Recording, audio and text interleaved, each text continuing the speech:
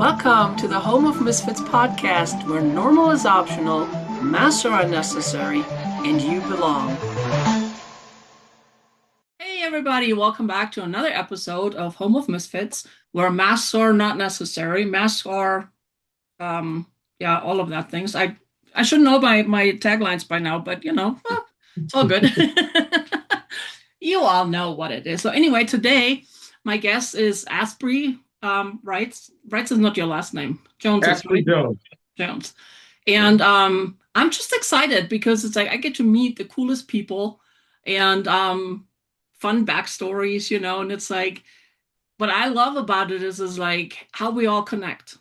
It's like turns out Asprey loves all the things that I love, which oh my God, this is so good. Well, welcome to the show, Asprey. I'm so glad you're here. Thank you very much. Yeah, I'm glad to be here. Thank you for having me.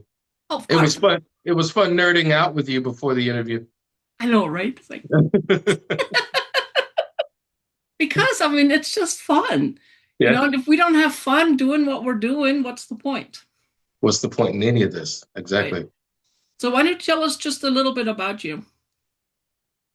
Well, I'm Aspry Jones. I am from Asbury Park, New Jersey, and I worked in broadcast television for 25 years between New York City and Raleigh, North Carolina. Hmm. And these days, I'm very happy to say that I've left all of that in my rearview mirror, and I'm devoting the bulk of my professional and my emotional, my mental, my humorous life toward writing books.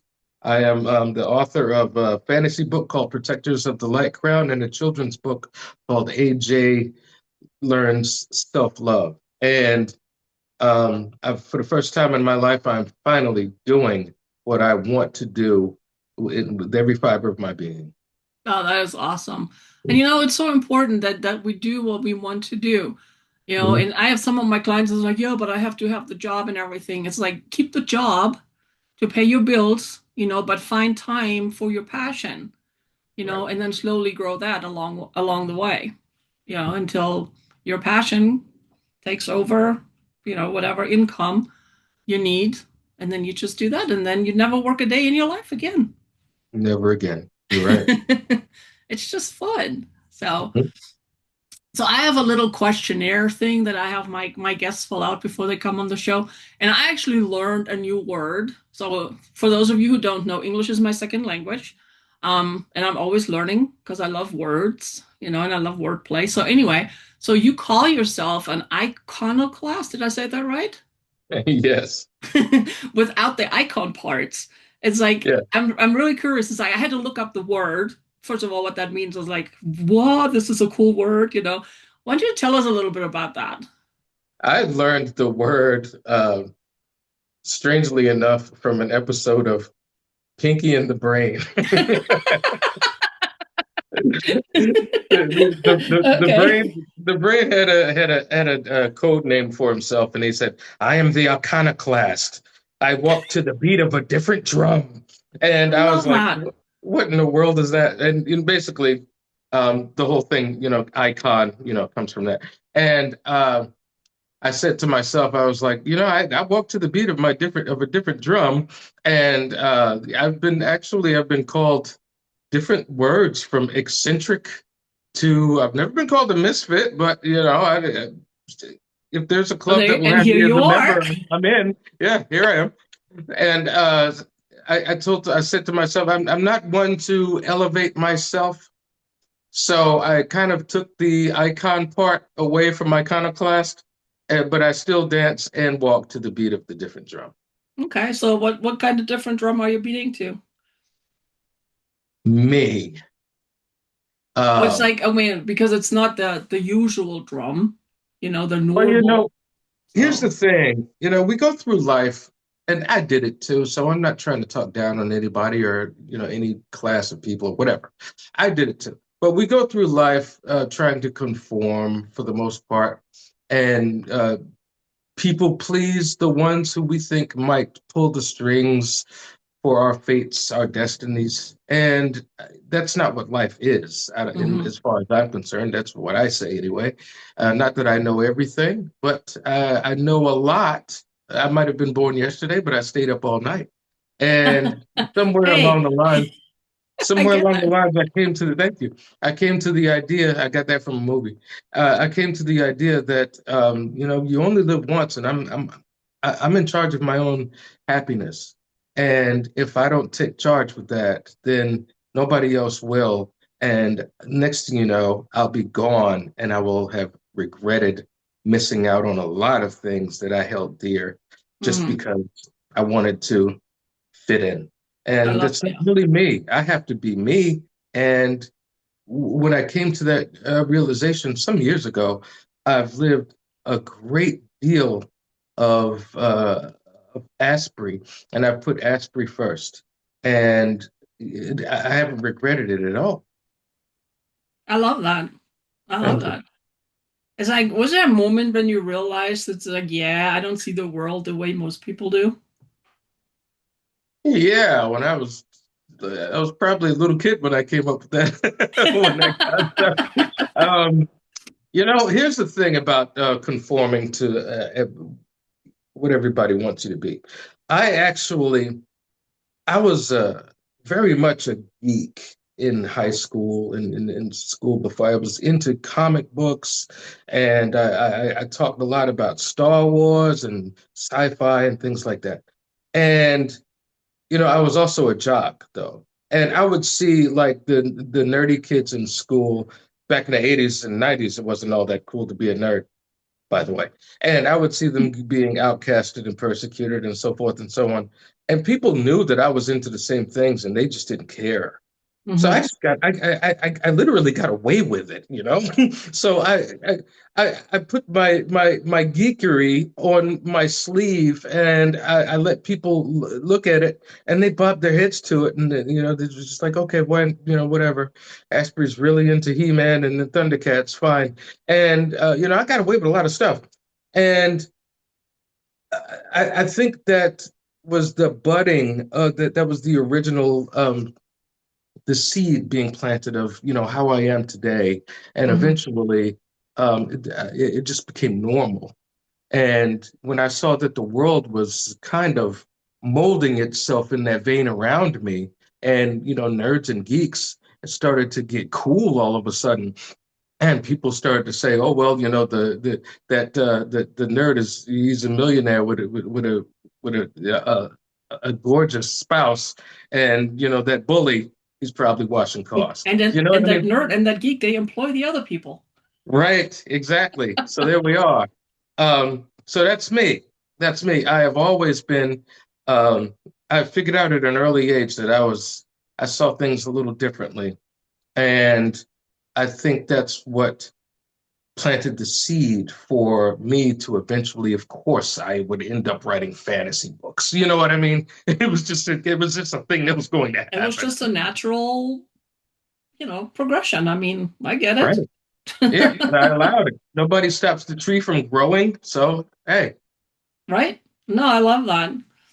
So across everything that you're into, the fantasy, the spirituality, the psychics and cosplay, where do you feel the most at home in yourself? the spirituality parts that started to happen about almost 6 years ago. Hmm. It depends on how deep you want to get into this, because I got a rabbit hole. I can put my swim trunks on and dive right into it. Now, uh, about six Well, we years gotta ago. usually it's like between half hour, 45-minute show, so Okay. Oh well, yeah, I want to abuse it then. I have uh, synchronicities are a thing with me, and I had no idea what they were. And at one point, about 6 years ago, I started. I was riding, and I was sentenced. I say sentenced to 2 years of driving Lyft and Uber for drunk people. And I was riding with the radio on, and somebody in the back seat was talking to me, and they said the exact same phrase at the exact same time as the radio, the guy on the radio. Oh wow. Woo. And that freaked me out. I was like, wow, that's interesting. Okay. So about a month later, it happened again. I was with my brother, and my Amazon assistant said something at the same time that the person on YouTube, I was watching a YouTube video, said the exact same phrase. And I was like, what the heck is going on?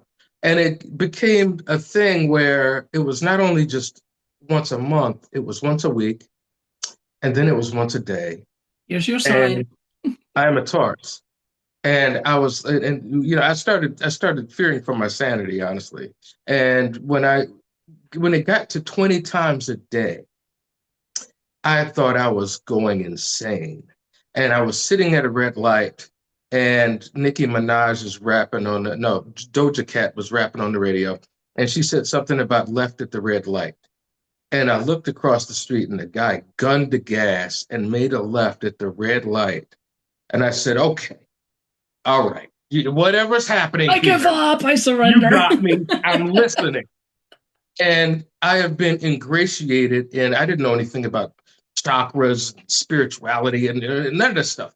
So it's not like, we're talking about pareidolia or cognitive dissonance or any of that stuff, because those are things that you look for when you know they exist, Right. and when you know you're gearing your mind in a certain direction to look for the things that you know are a thing. I had no idea this stuff was a thing. And I went online and I asked, what is this that happens when such and such happens? And it was a Quora question, Quora.com. And people started saying, you're seeing synchronicities.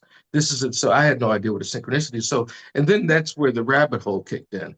And I dove right in, and it's never been the same since. It just got weirder and weirder and weirder until it became normal. And I Right. probably belong here for that very reason on this show, Oh yeah. because nobody believes what I'm talking about. Nobody understands it. Nobody gets it. So, Well, actually, uh, I find more and more people are, I mean, everybody's curious about it, mm, and the more open we talk about these things, mhm. we give others permission to share their experiences, to ask questions, and to dive deeper into it as well. I'm going to agree with you on that one. With some folks, there are people with open minds in my life who do want to hear about this stuff. Not that it will guide them towards seeing things my way, which is a thing that I've come to embrace after a while. That it's not about getting Well, not people to see everybody's things ready your way. either, so Not everybody's ready. Everybody gets their own speed. So you just do you. You just right, you worry about the things in your life that are happening, and you just ride that wave and vibe with it. And it's right. been a ride. So that's my thing these days over everything else, because I find it so fascinating that I'm always learning, and it's not going to stop because learning is No. infinite. Well, there's that, and then it's like what I found in my journey on that Mm, whole spirituality side. The more I learn, the more I realize, the less I know. mhm. It's like, oh, this is really cool. And then, you open that door and you think it's a big door, but turns out it's a peephole. And it's like there's a whole Yeah, portal behind it. right. It's Right. just that it just doesn't end. It's like, oh, I love it. Yeah. One of the greatest minds of human history said it. He said, "The only thing I know is that I know nothing." That was Socrates. Right. Exactly. And then it's like, and I love it. It's like because of my clients too. You're like, the more we dive into it and the more open they become, the more they realize it's like, oh my gosh, I had no idea. I know nothing. We start from Hmm. scratch. And I said, yeah. And then once you learn this, we start over again with something else. So Right. I love Right. it. This is so Nice. good. Um, let's see. Have you always owned that? Or was it just a time to try to edit yourself to fit in? It was off and on. Sometimes you're you, sometimes you act like you're someone else. Right. Um, Especially when it comes to something that That's out there. you're unfamiliar with, and you want very badly, like a new job. You know. You Hmm. act like you want to act like you know what you're doing because you want to justify your reason for being there when the mistakes you make prove otherwise because that's what happens in a new job and that's all there is to it. Um, you know, with women, oh, I'm going to act cool around her because I want her to be impressed with me. Those things. One thing or another. And the older you get, I think those things get far more uninteresting. And it's just all about you pleasing yourself and enjoying what's left of this life.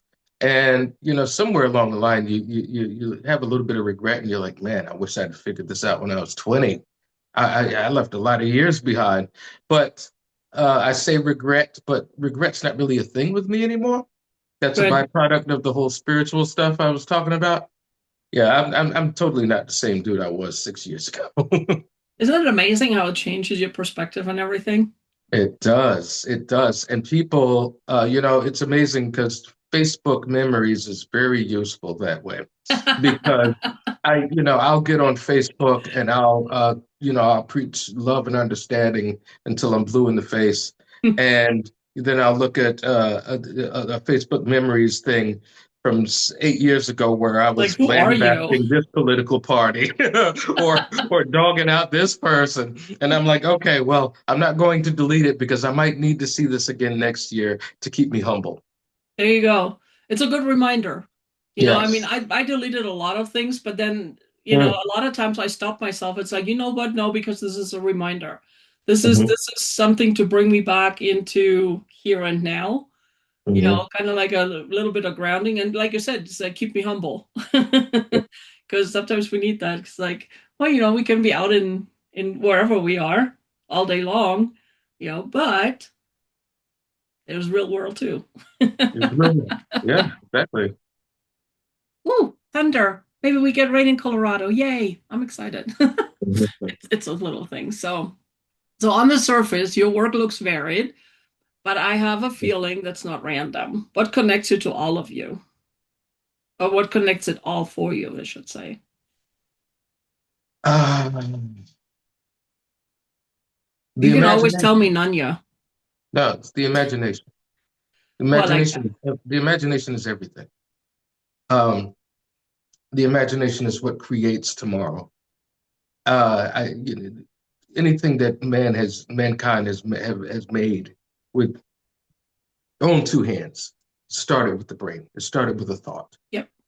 The imagination is all, and I take that very literally. And I practice that in my meditations. I practice that in my speech. I think those things and I act them out. Um, it I love takes that. a while in your life to come to that realization when it, in actuality, is right there in front of your face. Hmm. So, the imagination is in my everyday life. It is in my writing. It is in my thoughts. It is in my meditations. It's in my sleep. It never goes away. And And it when you shouldn't. start, it shouldn't because that's what life is. And when you learn, you tell yourself, well, if that's the case, then maybe there's a way for me to steer these things in the direction that I want them to go. And when you come to the decision to I'm going to drink tea instead of coffee, that's that's the beginning with the imagination, and it's a sort of manifestation. Hmm. And when it Absolutely. I was comes just to going to say that. That's how manifestation starts. that's how it starts. And if that's it's at its very basic level, if that's how we are, at step one, then step 10 has to be the same, Hmm. but it's only far more in depth. And it's up to you to find your way there to Oh, see, yeah, to figure out how you can make those changes in your own life, because I think that's what the secret is. I think that's what this is all about. hmm. Yeah, I totally. Oh, I have chills. It's like, Yeah. it's like spot on. So if someone read everything you've written back to back, what pattern would they start to notice? I'm sorry. Wait. Give me that one again. If someone read everything Yeah. you've written back to Oh, back, what pattern would they start to notice? oh my goodness. I know, right?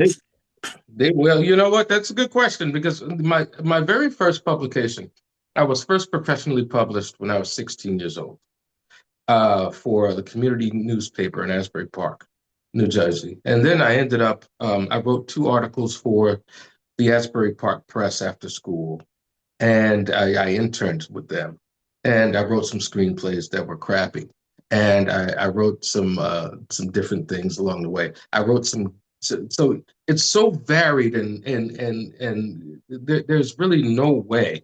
But I guess in one way or another, even though if I was writing something that I based on research, I don't think there is a way you can write without including yourself in the words. Agreed. So I think that the answer to your question is they would find out a lot about me as a person, even though one thing that I wrote is vastly different from the other. Right. When you put them all together, I mean, it's a soup, just like all of this. It's a soup. Hmm. And you know when you look at the universe as being just a soup, everything is connected.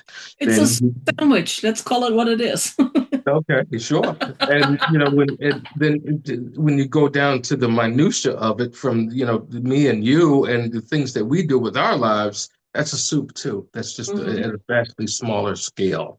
So it depends on whether you can taste that soup, which is me and my life that I'm talking about. You can grab a little piece of the fantasy book that I wrote, or you could taste a different flavor and find a piece of the article on one of my high school teachers that I wrote for the Asbury Park Press.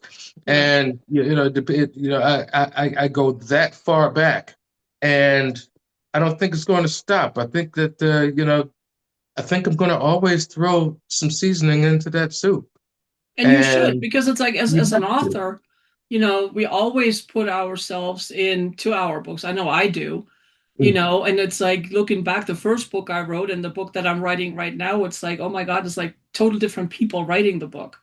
I mean, it's still me, but I have learned and grown so much since the first one to Mhm. this one.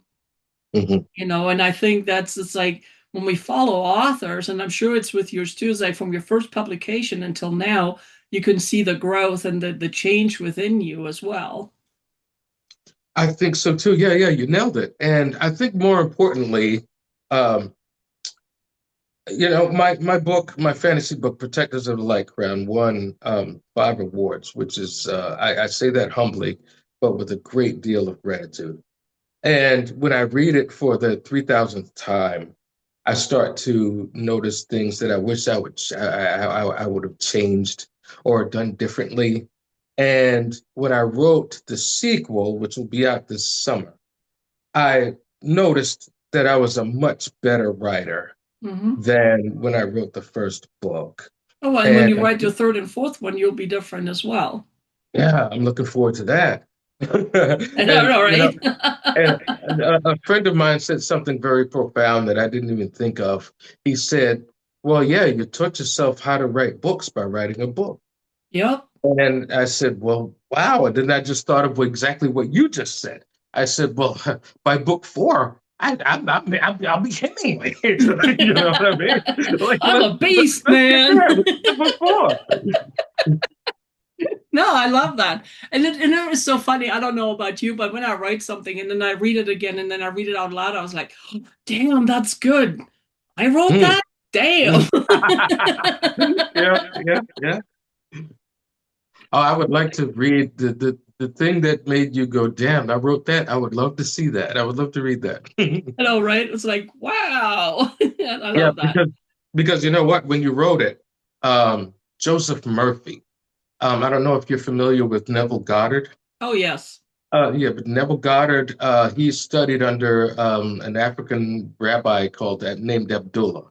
And there's Okay. very little to know about him. And Joseph Murphy, a philosopher, he studied under Abdullah too. And he wrote a book. I wish I could remember the name of the book, but he said something awesome in it. He said that when the writer is writing a more his most profound work, the energy put into the words that they were feeling at that point, the reader later on will feel that energy too. They'll pick up on it. And that's Mhm. why your best writers are your best writers because they put that emotion onto the page. So it's awesome that you read what you wrote and picked up on that energy because you're the one who put it there in the first place. Right? No, yeah, no, that's true. Mhm. So when you are creating, are you creating and writing, are you creating to escape reality or to understand it better? Or a little of Yes, both? a little Yes, of both. Yeah, a lot of both. right. Um, I think I create reality because I understand it. Um, you could create reality without understanding it and not knowing what you're doing, but you're doing it. Um, but I think that it goes a long way to, for instance, what I just said, to understand what Joseph Murphy was talking about and do it on purpose. Hmm. I think it's I think that's a secret to success. Even though yeah, and I can speak on that from personal experience. There's a chapter in my book where it was by no means my favorite chapter, but there's a very important part in it that I'm going to admit it made me shed a couple of tears. Okay, and once again, by no means is it my favorite chapter, but Hmm. I've talked to people who read the book and they say, "Man, you know what my favorite chapter was." Right there. Yeah, the one that I kind of blew off. So, you can't, it's a crapshoot. You can't pinpoint those things, but you can Right. do the best You you just write can. from the heart. That's all you Yes, can do. a hundred You know, percent. that's it. I love that. So you mentioned supernatural, spiritual, physics-based ideas. How far down the rabbit hole have you gone? Well, I'm glad that there's no math included in this interview. I have I have dabbled and dove into as much physics as I could possibly stomach and muster. It was kind of an obsession Hmm. to learn things about the quantum level and the double slit experiment and the quantum eraser and things like that I would base upon what I knew about religion and what I was learning about spirituality and putting them all together and coming with ideas about how, you know what, I think we're all saying the same thing using different words. And the problem with that is that 9 times out of 10, you're going to pick a team. It's either religion or it's science or it's something else. And you think that, not you in particular, but people, they think Right. that in order to support my team, I got to dog the other team. So, I'm gonna say God, God, and Jesus, and all this stuff, and I'm going to say that science doesn't have a leg to stand on. And I don't think that's the way to do it. I think the Agreed. way to do it is to understand everybody's point of view and see where we're all meeting in the middle. Because I'm over here and you're over there, and we're not going to understand each other unless we come here. And I don't think I'm not going to. I don't know everything, so I'm not going to say that people are doing it wrong, but people are doing it wrong. No, and my thing is, it's like because it's like I love science, I love the spiritual, I love the quantum. I mean, I'm like I love it. I mean, not just a little bit, I love it a lot. Right. And what I have learned is that everything, has parts of truth from the other. It's Mhm, all connected. mhm, There's not one is more right than the other. They're all right in their own respect. But together, cohesively, it's like there's so much more. I love it. And it's yeah, like I've adopted the philosophy. To me, it's not either or, it's and. mhm, mhm, mhm, Because if you don't have that either or mentality, you know, but you have that and mentality, anything is mhm. possible. You do Anything is not box possible. yourself into like this side or that side. You're like, "Ooh, this is really cool. Let's see what happens." Right, right, right. You know, I came across some a Hindu ideal of the Garden of Eden, Hmm. and I came across the Muslim ideal of the Garden of Eden. And and I start reading and looking deeply into it. And in the Hindu version, there are these four forests, four, land masses, and then there are these four rivers. And I started studying this doctor called Dr. Mauro Zapatero, who goes really deep in cerebral spinal fluid. And he quoted another guy named Dr. Randolph Stone, who said the soul swims in the cerebral spinal fluid. And when I started doing, I dove into neuroscience after watching a video by a guy named Dr. Andrew Huberman. And I came to see that there are four lobes in the brain and four ventricles that pump the cerebral spinal fluid. And I said to myself, I was like, I wonder if the Hmm. ancients are talking about the same thing. Hmm. And there are certain areas the of of the understanding of the word Eden that call it a well-watered place. And when you think about the cerebral spinal fluid when you're sleeping, how it literally washes the entire brain. It's not just between the skull and the brain to as a cushion. There's a heck of a lot more to it, and we just don't know that. And especially I when you're mean, we're more sleeping, water than anything anyway. we're more water than anything anyway. That's the thing too. I could talk about uh, That's I a could talk whole nother about show. Masaru Emoto. I could do the whole thing. Veda Austin. There's a whole thing we can get into here. But yeah, after a while, I started saying to myself, I think they're talking about the same thing, and you can't tell me any differently. I swear up and down they are.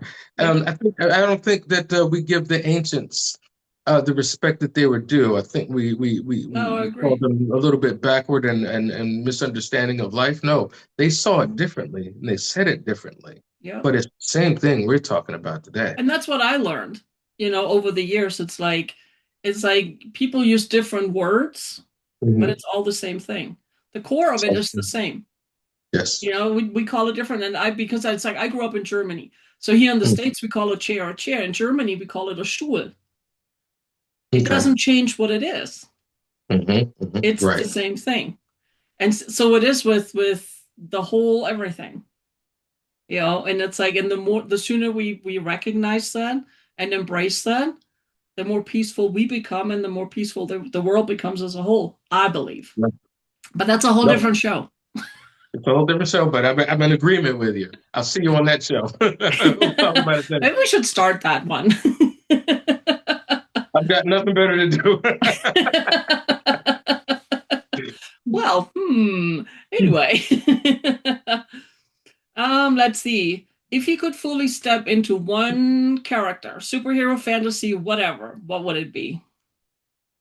Holy mackerel. Really? I know, right? You know, I want to pick one of the guys that I wrote about. Of course. You know what? You know, That's why you wrote about it. no, I'm not going to do that. Here's who I'm going to pick John Stewart Green Lantern. Mm, For two different reasons. Two different reasons. Number one, because and I've said this in different interviews.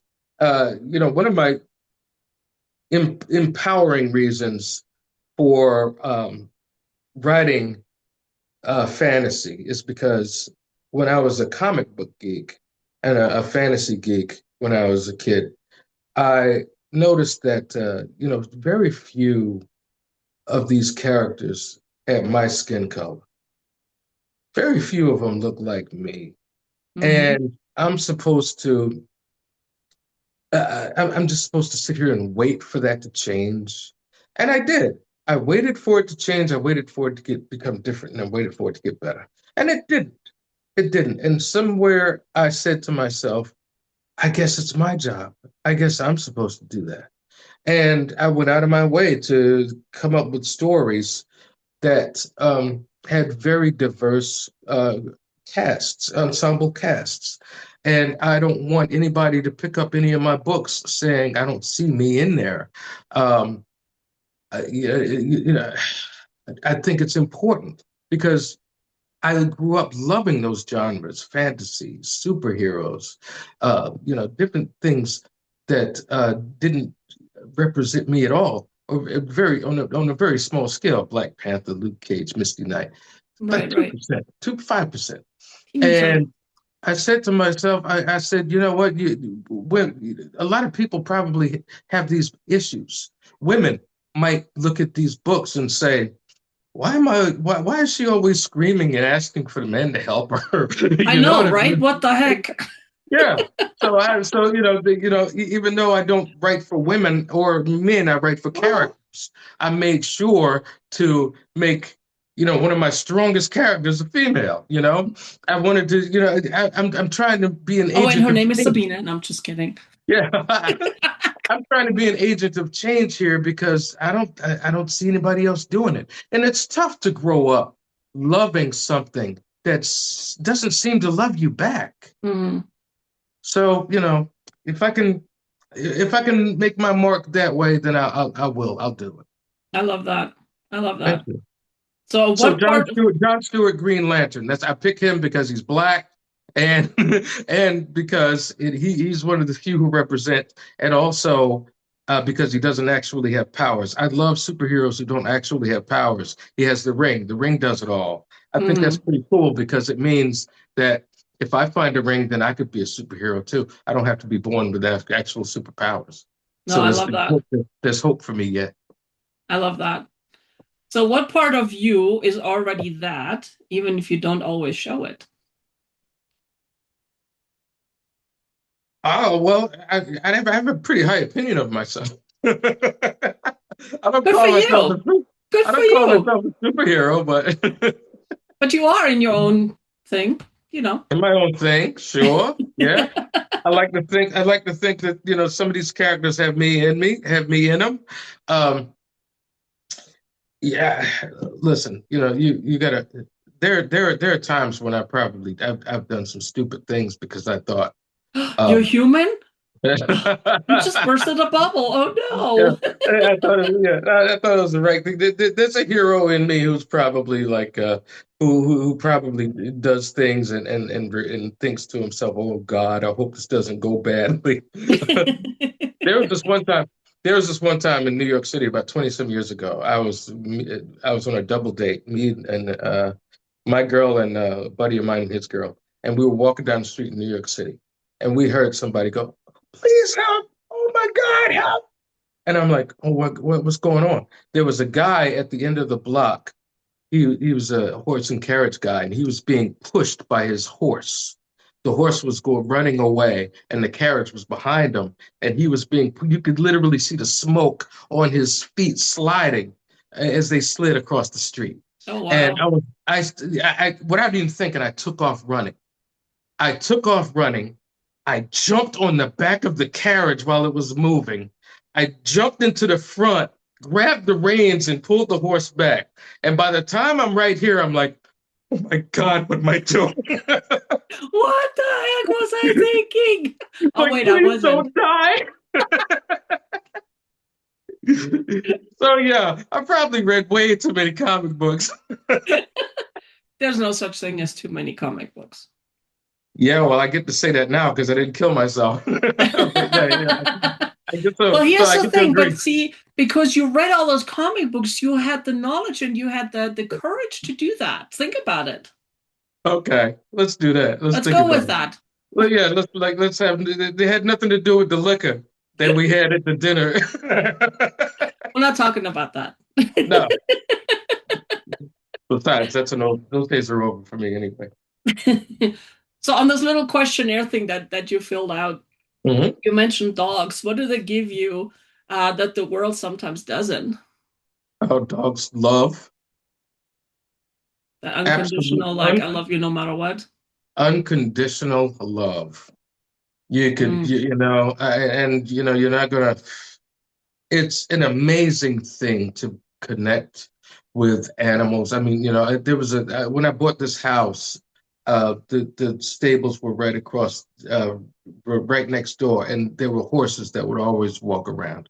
And I'd never been this close to a horse before in my life before, buying this house. And one day, this whole spiritual thing, when it landed on my head, I started like noticing that I really got along with animals.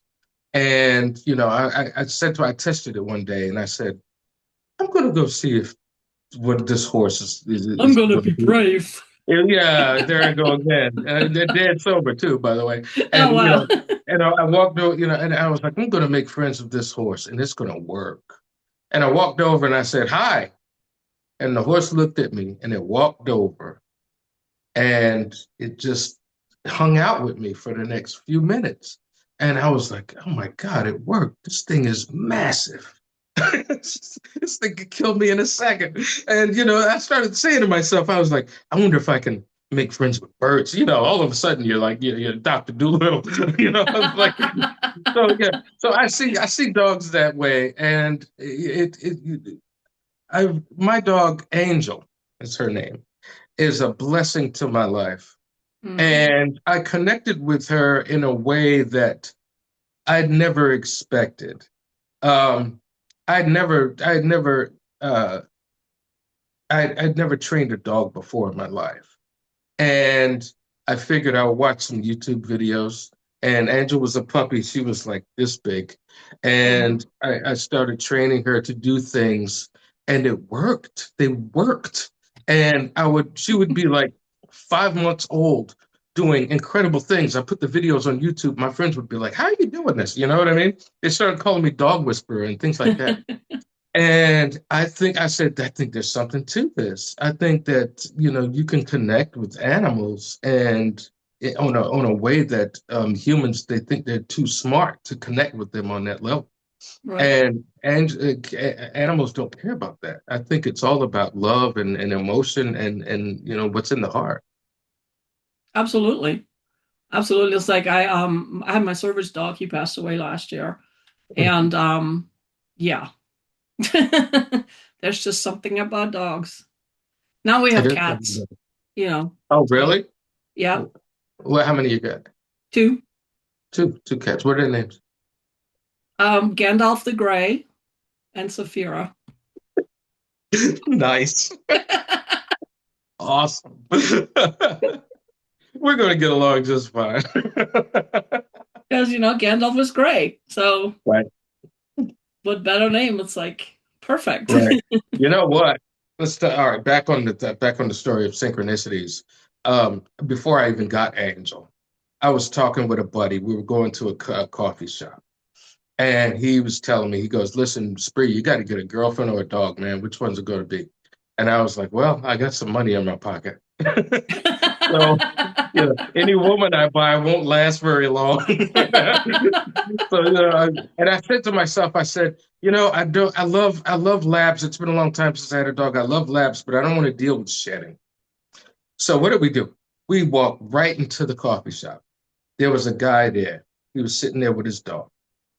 And my friend said, Spree, there's your dog right there. And I walk over to the guy. I'm like, what kind of dog is this? He goes, this is a silver lab. And I said, how much does she shed? She doesn't shed. And Nice. I said, son of a gun. So I got on the silver labs near me, and there was a brand new litter 20 minutes away. I called the guy on the phone, gave him the money, picked up the dog the next month. It was just, Because there are no coincidences. no, there are not. And I normally like rescues and stuff, but this landed in my lap. I literally called it into being. And it's not like I could lie about it because my friend was right there. So, yeah, so I think it was meant to be. It was Of meant to course be. it Me was. and me and Angel. I love that. I love that. Well, that's how I was introduced to my dog's breed. I mean, he was the Mm. third one we had. So he was a Hovavart. And I Oh, what? remember, yeah, Oh, Hovavart. oh. Okay. It's a medieval German breed. And Gotcha. I remember, so I was born and raised in Germany, right? And Mhm. a friend of mine, she was breeding and training golden retrievers to serve her needs because she's in a wheelchair. And I told my husband, I said, I have no problem moving to the States with you, but I was a big chicken back then. And I said, I need a big dog that can protect me. And I said, I want a golden retriever. And my girlfriend literally fell out of her wheelchair laughing. And she told me, she goes, no, Goldens are not good for that. But she said, if you want a dog that is like the Golden, has the long hair, floppy ears, but it's also, and it's a love me, be my friend, all of that, but also great watching protection dog at a Hoverwart. And I never heard of them. So, and it's like, oh my gosh. But that was me. So now we have cats again. I mean, we started with cats, then we had the dog, then we had the kids, and now we're back to cats. Oh, okay. You jump from the kids back to the cats. That's awesome. I mean, they're grown, they're out of the house, they're in their 30s. It was Oh like, wow. Okay. Yeah, yeah, that's right. Okay. Yeah, you'll be 60 in in June, right? July. July. Okay. Yeah. Yep. I'm I was like, I was trying I was trying to put together because you look so young. I was like ah, 30s. thanks. Wow. Like, anyway. Yeah. So, um, when everything gets loud, ideas, life, and expectations, what helps you come back to yourself? Meditate. Good answer. Meditating. Meditation is something that I thought was just really stupid. Um, I was like, what do you just sit here with your eyes closed like some kind of jackass and don't go to sleep? What are you kidding me? And I bought this house and I stole it. I stole it. And because the market literally right after I bought the house, the market jumped into the stratosphere. And I had a lot of rooms that I didn't know what to do with. And I was like, okay, well, how about maybe I put a meditation room in here. I just said it was stupid. I just dogged meditation. What am I doing? Am I kidding? So, after a few months, I have this meditation room that's just sitting there with cobwebs growing on it. And I said to myself, let me try it. So there's like 5 minutes here, 5 minutes there. I'm thinking, I'm sitting there with my eyes closed, thinking about Green Lantern versus Iron Man. I'm thinking about Chasing what squirrels, I get it. my favorite K-pop song, and my mind wouldn't slow down. Uh, I graduated about a month later. I'm graduating. I'm doing it every day now. I'm graduated for about 10 minutes. By the time I got to 15 minutes, my mind started to slow, and I started getting into these these weird worlds where I was literally searching inside my mind and I couldn't wait to meditate. I was getting to 90 minutes a pop twice a day, where I was literally, and time would just, I would be like, I could have sworn I was under for like 30 minutes, it'd be like 90 minutes. Time was going away. And I started getting to this place in my emotions where love was first and foremost and gratitude was first. And I started saying, this is a new me. Mhm. This is a different me where I'm thinking of these things that I never thought about before and I'm making them important and they're shaping who I am. So meditation always brings me back to that, even when I succumb to the humanity of fleeting anger or worry, sadness here and there. Those things don't linger like they Mhm. used to. They're quick to leave. And I love that that's me now. And, we talked about learning being infinite. Well, if learning is infinite, then improvement is infinite too. So I can Yes, I it can is. keep going and make that even deeper than it already is. I can turn me into a better me every day. I love that. Plus, it's like when we work on us, it ripples out. Hmm. It's like when we change, the people we interact with are different. Hmm. It's like I remember when I started my journey, I was like, why am I losing all these friends? I thought they were my friends, but then all of a sudden it's like I lost friends, I made new ones, I lost my friends. And it's like, and of course, being human, we internalize it's like, oh, what's wrong with me? Well, there was Mhm. nothing wrong with me. I was growing. They choose Yeah. not to grow with me. Yep. They That's it. literally vibrate out of your life. Right. And it's like, but it took me a while to understand that. And it's like for all of you listening, if that's the case, if you're losing friends, unless you're a jackass, okay, you are growing. That's Right. it. Right. You are growing. So, Right. And you fight it, man. You say to yourself, how can I preach love and gratitude every day? And people start leaving my friendship zone. You know what I mean? You don't understand it until, eventually you do. right. And you just keep going. Just be you, Yeah. you know? Right. So for someone listening who feels a little outside of the norm, what would you want them to understand about themselves? I want them to understand that they can be whoever they want to be. Mm, I love that. I mean, this is all about, repetition is an interesting thing. We call it practice. And but if you practice drinking liquor every day, you're going to be a champion alcoholic. Yep. You know, True if you story. practice, yeah, if you practice love every day, it will bleed out of your pores. Hmm. So you can literally mold yourself into whatever it is that you want to be by living that life every day, by thinking that way, by saying the words, by doing the deeds. And I don't. I want everybody who feels like they hit a brick wall, or they might feel like they're at the end of their rope, but they're not. They're not. There's no end to that rope. It's you can give yourself as much slack as you need, and you can build yourself into whoever you want to be, and the Mhm. sky's the limit. It's all about the imagination. Absolutely. Oh, I love that. Oh my gosh, I could talk to you all day. It's like you are so my people. I'm like, oh, let's say, Yeah, come on, thank you. work, Thank you. work, work. Come on. Eh, Oh, here there we we are. go. There we Oh, wow. go. Cool. Anyway, so thank you so much for being with us today. And if people Thank want you to for get a hold having of me. you, what's the best way to get a hold of you? At Aspry Writes, Okay. on social media. That should say Aspry Jones. I don't know why I didn't say Aspry Jones. It says Aspry Writes. You'll find me on social media at Aspry Writes. And also, my website is aspryjones.com. Okay. Easy enough. I like Easy that. enough. I Yeah. like that. Thank you so much for being here with me today and for sharing Thank you. you and for being you. And oh my gosh, and guys, thank you so much for tuning in, everybody that's listening, that's watching.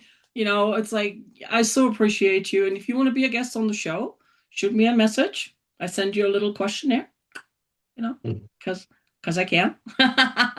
And remember, master optional.